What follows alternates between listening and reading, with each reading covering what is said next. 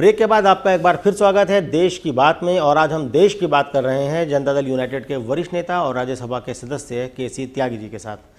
त्यागी जी, अभी आपने बताया कि क्षेत्रीय प्राइड या क्षेत्रीय गौरव की बात सब जगह हो रही है और उसी नाम पर लोग जीत के आ रहे हैं। इनको क्षेत्रीय छत्रप भी हम लोग कहते हैं। अब हम कुछ राष्ट्रीय मुद्दों की हम बात करें। आपको लगता है कि इस चुनाव में, हमने भी करीब पिछले 20 साल से बहुत सारे चुनाव देखे हैं, जो चुनाव प्रचार है उस में गिरावट आई है, बयान इस तरह के आए हैं, क्या लगता है कि सूचना क्रांति हुई है, सोशल मीडिया है, मीडिया है, क्या उसका इस तरह के दुरुपयोग करने की बात है, जज्बात से ज़्यादा खेला जा रहा है? देखिए, एक तो ये आज़ादी के बाद का सबसे महंगा चुनाव है।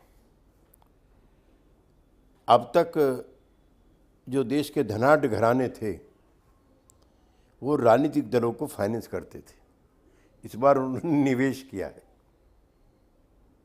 बहुत अच्छी बात आपने कही कि निवेश किया है। ये निवेश, कोई 10,000 करोड़ का दावा कर रहा है कि साहब 10,000 करोड़ का इस्तेमाल हो रहा है, कोई 5,000 करोड़ की बात कर रहा है, तो ये निवेश क्या जनता की जेब से नहीं जाएगा वापस? ऐसा है कि देश में सक्रिय क्रियाशील पूंजी समूह की जगह एक आवारा पूंजीवाद ने जन्म लिया है।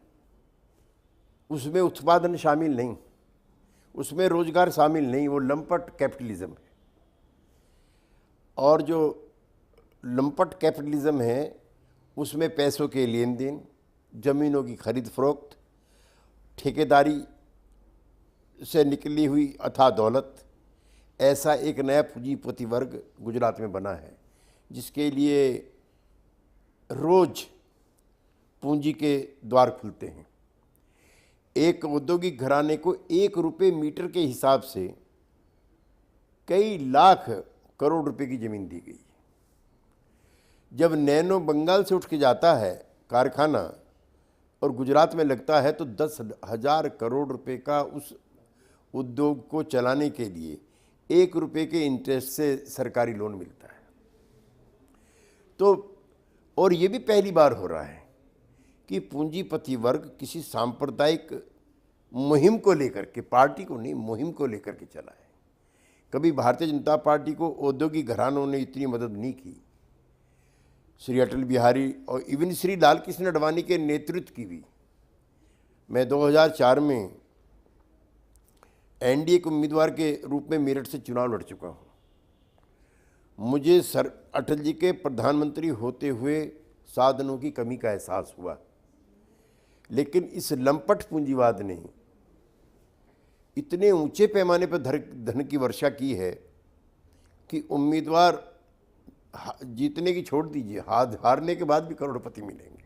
तो आपका कहने का मतलब ये है कि उद्योगपति वर्ग या जो बड़ा व्यापारिक वर्ग है उसका सांप्रदायिकीकरण हो गया है, संघीकरण हो गया। कुछ औद्योगिक घरानों का, ये कई औद्योगिक घराने आज़ादी की लड़ाई में महात्मा गांधी जी की मदद करते थे।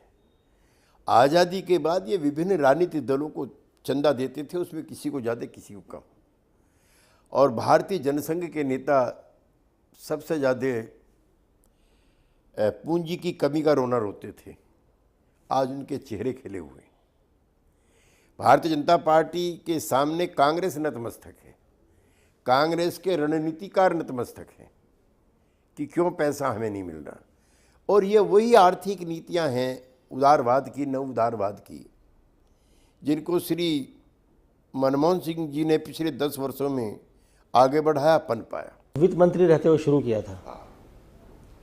और नव उदारवाद की इन्हीं नीतियों से जो पूंजीपति ज़्यादा प्रभावित हुए थे, चाहे अंबानी हो, चाहे अडानी हो, चाहे रुइया हो, सब श्री नरेंद्र मोदी के पीछे कतार लगाए खड़े हैं अपनी थैली लिए हुए। जिस तरह का सांप्रदायिक ध्रुवीकरण की कोशिश हुई, चाहे बोटी बोटी करने वाला बयान हो, चाहे बटन दबा के बदला लेने वाला बयान हो, चाहे कारगिल को सिर्फ मुसलमानों ने जीता ऐसा दावा करने वाला बयान हो, ये देश को कहाँ ले जाएगा? नहीं, वो तो गैर राजनीतिक लोगों का ऊंचे पैमाने पर राजनीतिक दलों में प्रवेश हुआ है। और वो बजाय किसी राजनीतिक विचार के, सिद्धांत के, कार्यक्रम के, परिपक्वता के, आनन फानन में चुनाव जीतने के प्रयास में लगे हुए हैं। मुसलमानों के अंदर एक वर्ग है जो चाहता है कि नरेंद्र मोदी को गंदी बातें कह करके मुस्लिम्स की सहानुभूति अर्जित की जाए। हालांकि उनके एक ऐसे बयान से बीजेपी की 10 सीटें बढ़ती, जैसे इमरान मसूद का मुजफ्फरनगर का बयान और श्री आजम खान का गाजियाबाद का बयान, जिसमें उन्होंने कहा कि हिंदुओं ने कारगिल के युद्ध में हिस्सा नहीं लिया था, इसने भारतीय जनता पार्टी को 20 सीटों में फ़ायदा पहुंचा। क्या ये बात इन लोगों को समझ में नहीं आती? आजम खान तो बहुत पुराने नेता हैं। नहीं, पुराने हैं, जो उसमें क्या कह रहे हैं, नरेंद्र मोदी का विरोध हम भी करते हैं। नरेंद्र मोदी देश को विभाजन की तरफ ले जा रहे हैं। 2002 के दंगों में उन्होंने अपना राष्ट्रीय कर्तव्य, राष्ट्रीय धर्म निभाने का काम नहीं किया। कई हजार बेगुनाहों की जानें वो बचा सकते थे, लेकिन उनके कार्यकाल में उकसा करके सांप्रदायिक दंगे हुए। लेकिन ये कहना कि उनकी बोटी बोटी काट देंगे, और वो भी मुस्लिम समाज के बीच में, तो इससे भी धार्मिक पोलराइजेशन जो होता है उससे भी भाजपा मजबूत होती है। खाली नरेंद्र मोदी के प्रयासों ने नहीं, कुछ तथाकथित धर्मनिरपेक्ष नेताओं के उत्तेजनात्मक बयानों ने भी श्री नरेंद्र मोदी को मजबूत किया।